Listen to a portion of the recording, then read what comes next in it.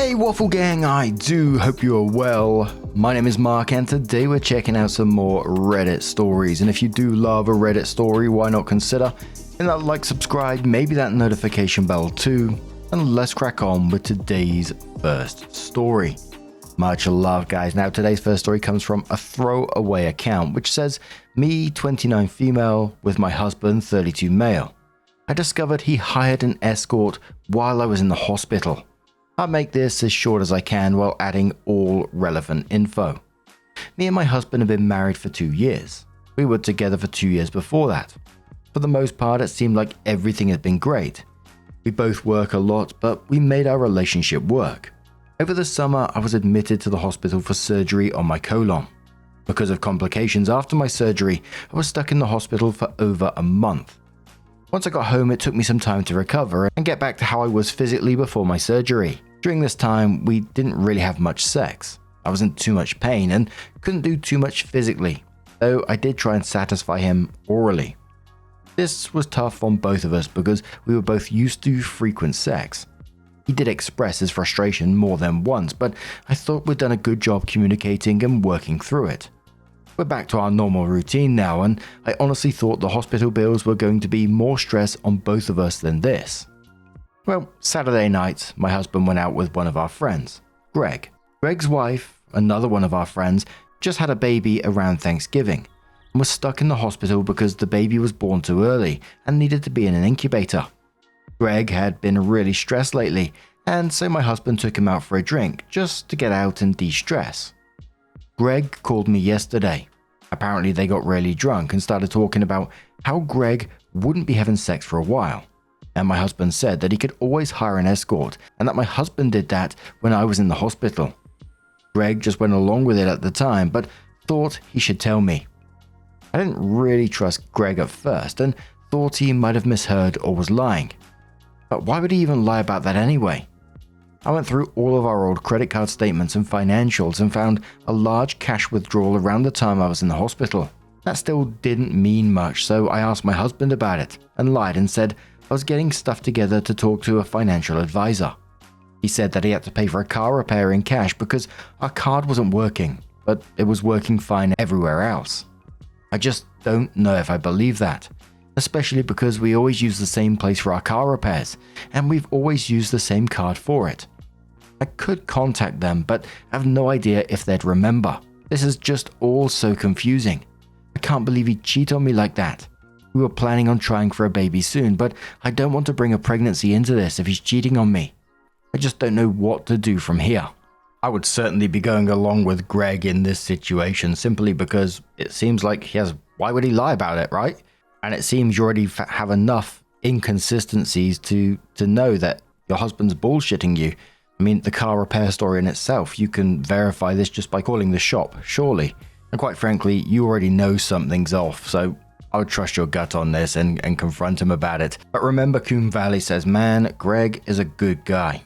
Please get an STI screening. Lots of escorts are safe in their behaviors, but some aren't. And if your husband has done this once, there's no telling what else he might have done when given the opportunity. Please don't try for a baby. Having a kid makes you very vulnerable, emotionally and physically and financially. And if you can't trust this guy, that's a really bad road to take. Opie says, yeah, I figured the baby thing needs to stop. I didn't even think about STIs, thank you. I'd have been even more vulnerable post-surgery too. Commenter says, please believe Greg. He has nothing to gain from lying to you. He's a good guy who was willing to put his social peace on the line in order to stand up for what is right. And you didn't go wrong anywhere. Some people have the ability to forget their conscience and morality like that. Those people don't take others into consideration like they should, and that character flaw is entirely their own. No one makes anyone cheat. It's something people choose to do. Done All Wrong says, I would contact the repair place and try to verify that way. If they did work on his car, they should have a record of it, even if it's paid in cash. If they don't have a record of it, I would confront him. I would also get tested for STDs in the meantime. I'm sorry, OP. What a piece of crap. OP says, okay, thanks. I wasn't sure if they'd have a record if he paid in cash. I just can't believe he would do something like that. So it was 5 days after this that OP did come in with an update, and they said, hello everyone. I was going to update this last night, but then I got drunk and forgot. Thank you for all the wonderful replies. I was so overwhelmed I stopped responding. I thought I should address some questions and concerns before moving on with the update. For those of you talking about bro code, it wouldn't apply here. Greg and Emily were my friends before I even met my husband. I knew them both in college. I was actually a bridesmaid at their wedding and the godmother of their newest baby. And the reason I didn't go out for drinks with them was because I was watching their 2 other children. So it would be like breaking bro code if Greg didn't tell me, kind of. On to the update. I stopped by the car repair place we always go to, and the one he said he used when I was in the hospital. They had no record of working on our car at that time. Not even a tire change or oil change or axle adjustment or anything. So my husband was definitely lying about it because they said at that price they'd always have some sort of record. I went to confront him the other night. Long story short, he didn't deny any of it. He wasn't sorry about it either. He fessed up to hiring the escort and to having sex with her. He said it wasn't cheating because it was a service. Not like he fell in love with another woman.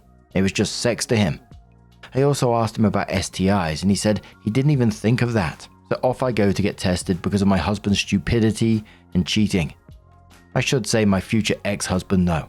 I cannot trust him, and the fact that he didn't think he did anything wrong disgusts me. Once he knew that I knew, he wasn't even defensive anymore. He wasn't sad or angry, he just seemed like he didn't even care. Like he was apathetic about our whole marriage.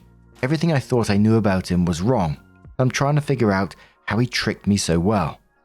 I called a divorce lawyer. I'm currently staying in our guest room because I don't even want to look at him. I'm going to see the lawyer next Wednesday and figure out where to go from there. Oh, also, I got Greg a thank you gift. He's now subscribed to Meat of the Month for a whole year. Thanks for all your support through this, guys. A deleted user said to Swoopy on the back of this, "Ah, damn, I'm sorry. I can't believe he was so devil may care about it. I'd want to punch him in the face just so it'd have some reaction.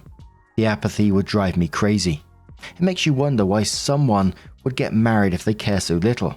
Good luck with everything. I'm sure you'll find someone else and have the life you wanted." Opie says, "I think he did love me once, but I just don't think monogamy and marriage is for him, I guess. He just didn't care anymore." The deleted user replies saying, "Wow, he wasn't even upset at the prospect of divorce. What a catch. Ugh." Banana Jammy says, "Maybe you should strongly suggest he find another place to live. You shouldn't be the one in the guest room." Opie says it's our house and he refuses to sleep elsewhere, and it's not like I can throw him out. So instead of stress about it and let him get to me, I'd just rather sleep in the guest room. Our dog still cuddled up with me anyway. I mean, I found it bizarre in the very start of this post that she had to satisfy him in any way while she was recovering. I mean, guy sounds like a complete arsehole. What do you guys make of this situation? Let us know your thoughts down in the comments below. Let's move on to another story. Our next story comes from NoHunt3395. It was a story that was translated from German to English, and it was titled "Co-worker Becoming a Good Friend." Hey everyone, I, female 24, have been with my partner, male 27, for over 7 years, and would like to honestly hear the male perspective. A little background. In the early years of our relationship, he cheated on me once. He admitted it himself. It went on for months with intense writing and intimate messages / nude pictures with another woman. We worked through it, invested a lot of time, and have actually built a stable foundation since then. Trust is back, but of course, you remain more sensitive. Now to the current situation. My partner has a female colleague, of whom I only knew casually for a long time. I only found out through active questioning that she is often involved in leisure activities with his circle of colleagues. My partner often drives her home afterwards, which in itself wouldn't be a problem. What bothers me, however, when he drops her off, they sometimes stand in the car in front of her door for 1 or 2 hours and talk. This has happened several times. My partner never tells me about it on his own. I see it through the car app. If I hadn't looked, I would have assumed that he was coming straight from the meeting, as he doesn't say a word about the hours of talking in front of the door. When I ask, he just says very superficially, "Oh, we just talked a bit about work." I consciously try to not be controlling or distrustful, but of course, the past triggers me. I then ask myself, what do you talk about regularly for hours? And why is this not made so transparent? A few days ago, the following situation occurred. Late at night, around 11 p.m., shortly before I wanted to go to bed, he casually mentions that this colleague had written to him a few minutes ago. She apparently had a birthday and spontaneously invited him to eat cake if he didn't have any plans. At 11 p.m., I was visibly irritated, but didn't say much. His reaction was a slightly mocking smile, as if to say, "It was clear that you would react like that." He then said directly that he was declining. He seemed rather surprised that this bothered me and not really understanding. Afterwards, it also came out that they had been talking for a while about wanting to do things together privately much more often. This was new to me. And all this against the background that my partner has generally withdrawn a lot in recent months. A lot of me time, a lot of phone, hardly any conversations after work, suddenly separate sports times, little time together during the week. I also allow him the me time, as he has a lot of family worries, responsibilities, etc. lately, and is probably also a bit tired and needs a break from everything. My questions to you, honestly and without accusation, would you see this as completely harmless? Can you understand that this is difficult for a partner with this history? Would you be surprised if your partner reacted with irritation?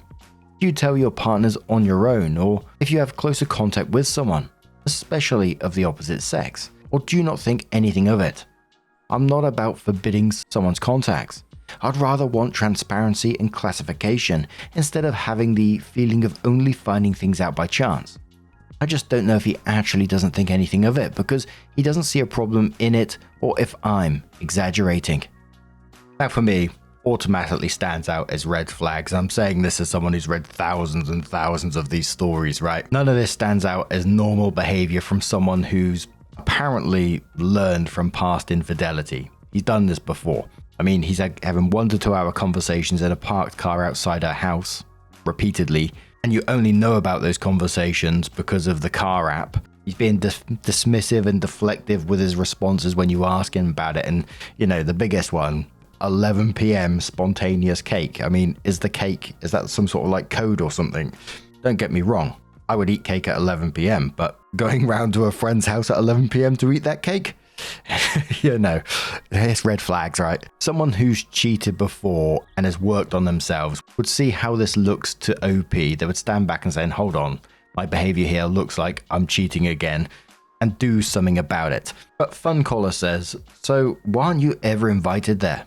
As a guy, I'd say I'd bring my girlfriend if I had nothing to hide, right? OP replies saying thanks, that's what I thought too. Brief Flatworn says, sure, eating cake at 11 p.m. Yeah, alright. Artie McFly says, it would be just as shitty the other way around. He's trying to make you feel guilty to get his way. Dump him. OP says, that's often the case, unfortunately. He wants my opinion on something, but if he doesn't like it, he'll either laugh it off or say, well, of course, that's what you'd say. So, do you actually want to hear my personal opinion or not? Artie McFly says, then it's up to you to decide if you want to keep going like this. He won't change. Maybe just for a little while out of fear of losing you, if you put a gun to his head. Opie says, how funny, that's actually how it happened. When he wanted to win me back, he suddenly did all the things I'd complained about before. All the things he'd never do before, not even for me. Any communication he'd never bothered with before. Everything was going great. Tatindi says, see ya at Pilates, sister. And Different Muscle says, is Pilates the female equivalent of the gym? Distribution Own says, yes. But OP comes in with an update and says a quick update on the 11 p.m. colleague. Hey everyone, this is just meant to be a short and one-time update because a lot of you asked. For anyone who doesn't remember the original post, I was with my partner for over 7 years. After a previous breach of trust, cheating for months, there were recently new situations with little transparency, a lot of closeness with a colleague, late invitations, and increasing distance in communication. First of all, thanks for the honest, respectful, and clear feedback. I've read everything, even silently, and it's done more to me than I expected. I actually already knew a lot of it, but apparently I suppressed it for a long time, or let myself be talked into it. I had my rose-colored glasses on and projected all my hope and trust onto this man, seeing him as a protector, the man of the house and provider. Although I, of course, work myself and stuff, but I put him on a pedestal. 3 days after the post, I broke up with him. Not out of impulse, but because it became clear to me. It's not about a single person, but about a lack of transparency, a permanently bad gut feeling, and about feeling emotionally alone in the relationship. And about not wanting to be the woman who constantly explains or downplays things anymore. You showed me that my gut feeling isn't crazy, as he had me believe. I never understood / apparently didn't want to understand how much I protected him, while he would have long since condemned me for such behavior. It hurt, but at the same time, it felt calm for the first time in my head. I only realized at that moment that I had apparently stowed away so many thoughts subconsciously. I'm okay, of course, a little sad, a little relieved, and significantly more with myself. It's the first time in my adult life that I'm alone, can decide and do whatever I want, but of course also relying on people just in terms of craftsmanship and stuff, because he took care of such things. Sounds banal, but it's all new to me. However, at the moment of the breakup, I felt a huge relief and a "you are free" feeling, and I'm holding on to this feeling. It's time to live my life by my rules. I'm excited, but very confident. Thank you. I'm saying goodbye again to the Reddit background, and I'll read along here and there diligently. Firstly, good on OP in this. I think as always, the "you are free" feeling, that's just what people say in these stories, your body telling you what your mind already knew. And I know 7 years is a long time to be walking away from that, but it's, again, what people always say in these stories, the sunk cost fallacy, right? It hurts, of course, because you've invested so much into rebuilding that after he betrayed you the first time. OP's 24. They got the whole adult life ahead of them, and, now they can find someone that actually deserves them rather than having to put up with this shit. But what do you guys make of this situation? Let us know your thoughts down in the comments below, and let's move on to another story. Now, before we get into our next story, I want to give you a trigger warning of bodily fluids and functions and vomiting as well. So if you do want to skip the story, please feel free to do so. Timestamps are always down in the description, along the timeline below. Thank you. The title of the story is "My 27 male girlfriend, 25 female, has had the flu for several days. Yesterday she had some serious hygiene issues that I happily helped clean, and today she is so embarrassed that she won't even let me in her room. We've been together 7 months. They're planning to move in together in January. Since last week, she's had a nasty bout with the flu, and yesterday it finally caused her to regurgitate and defecate on herself and her bed.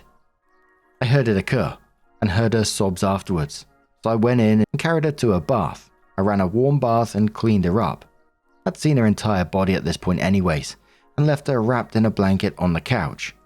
I took her bedding to the laundromat and got all of that cleaned, and scrubbed her comforter and left it outside to dry. I thought nothing of it at all. You help those you care about when they need it. I work nights, so I left her that evening. When I woke up today, I came over and found her locked in her room, upset that I saw her like that and did what I did. She says I saw her in a way she never wanted me to see, and she can't handle that. Did I overstep a boundary? I'm sitting on the couch right now and can't really get her to talk to me. She just says she can't face me. I've always been of the mind that when people are sick, you help them, and cleaning someone who had an accident isn't really a big thing to me. Was I supposed to just leave her in her fluids? Now, I imagine that she's just embarrassed at this moment in time, and I can imagine being embarrassed in her situation as well, but you did nothing wrong. You did the kind and lovely thing that you do when a loved one is in that situation, right? Not trying to take away from the story, but it reminded me of my dad in a particular situation, when he was going through his cancer and he was losing some of his functions, etc., and helping him, change himself, etc. Himself was embarrassed and really upset that his son had to help him that, and other family members as well. And I can just remember holding his hand and telling him I love him and I would do this for you, and please don't be embarrassed because I do it out of love and respect for you. Which I know probably didn't help the embarrassment at all, but I would do it again in a heartbeat for him. And I can imagine OP is just like that as well. Wow, you can see it in his words, right? Captain says, quoting, "Did I overstep a boundary?" and said, "No, you did a kind and mature thing." Look, she's feeling shitty, and on top of that, probably embarrassed. She'll likely get over it when she feels better. Just keep doing what you're doing. Talk about it if she wants, but I'd be very grateful if my partner did that for me. Tiger says, "Agreed. I'll do the same thing in your shoes if my boyfriend was that sick. That said, please make sure she goes to the doctor. She sounds like she has a pretty bad case. Though I'm probably just being paranoid because my boyfriend's good friend just died of complications from the flu and pneumonia at just age 38. Commodore says, "She's just embarrassed. Had to do the same thing as you for a girlfriend once. Puking and shitting. It wasn't pretty. She was kind of weird after that for about a week, but eventually got over it. To be honest, I think it brought us closer. She knew I wasn't disgusted by her, even when things are coming out of both ends. Just give your girlfriend some time." OP replied to a deleted comment saying, "Good to know. I'll just try to tell her once she is better that I think nothing less of her and just want to help her. Edit. Just want to say that you even went above and beyond with cleaning her bedding. Seriously, she's lucky to have you." And it says, "That is above and beyond. Others would seriously leave it crusted in filth. Nasty." OP then adds an edit and says, "About an hour ago, she texted me to come to the door. We started talking through the door. She finally said that she was just afraid that I wouldn't see her as attractive. What a number of you guys said, and she was really embarrassed. I told her that's just a natural part of being alive, and I thought no less of her, and she's still my Lynx, my nickname for her. I told her she needs to see the doctor, which she has agreed tomorrow, but after work I will take her. She opened the door, hugged me, thanked me, said she loved me, then shut it and said she was going to bed. I'm going to head back to my place and take a nap before I head to work. Thanks everyone who responded. You've been a help." 2 days later, OP came in with their update and just said, "So, holy inbox Batman." I love a Batman reference. "Logged into this account and had over 200 replies and messages. Anywho, went to her place yesterday and she looked a lot better, but wasn't feeling the best. Pretty much dragged her to the car and took her to our local clinic. They said she had something called gastroenteritis, which they felt was caused by contaminated food. So yeah, wasn't the flu like a lot of you guys were telling me. But I'm not the smart one. She is. I just work at a factory. She was sick. I assumed the flu. Sue me." Anyway, they said she was over the worst of it, but that she was almost dangerously dehydrated. So they gave her a fluid IV yesterday. Afterwards, they told me to get her to consume food and drink with electrolytes. So I've made her drink Gatorade and eat bananas. What they told me yesterday and today. They told me that if it ever happens again, to bring her in earlier so as to not allow dehydration to become that advanced. Good to know. As to where she got it, she told me she ate from a truck stop heat lamp food stash last Friday because she was in a hurry. So hopefully she won't do that again. Thank you for all your kind compliments. I really didn't think I went above and beyond in what I did. I just know that I love her and she needed some help cleaning up. I've decided to take everyone's advice here and, since our door talk, act as if it never happened, which she is doing as well. Also to the people who asked, no, I do not work in the medical field. I work at a factory. I did, however, have a grandmother with Alzheimer's that lived with us when I was a teen, and I had to help clean her and take care of her, because my parents were too grossed out most of the time, and too cheap to get a live-in nurse or something like that. I am not new to bodily fluids. Anyways, thanks to everyone who advised me that she was just embarrassed and I didn't do something out of turn. Also thanks to everyone who showed concern about her health. I'm so glad things did work out well in the end, and OP did take her to the doctors to finally get that solved. But it just seems that OP's got a lovely attitude in this story. But what do you guys make of this situation? Let us know your thoughts down in the comments below. Now, just a huge thank you for being here today, getting involved in the story, your love, your support, your time. It always means the absolute world to me. Thank you so much, and I'll see you in the next one. Take care, and much love. Yeah, man, I remember being so naive when life was good, weather and palm trees. Back in the day, you were everything I need. But But then along came a time when you crushed my dreams. Oh yeah, you played me like a fool when you made me believe that the line between love wasn't thick enough to read. Oh yeah, you see we in despair, crime everywhere. You're selling false hope cause you just don't care.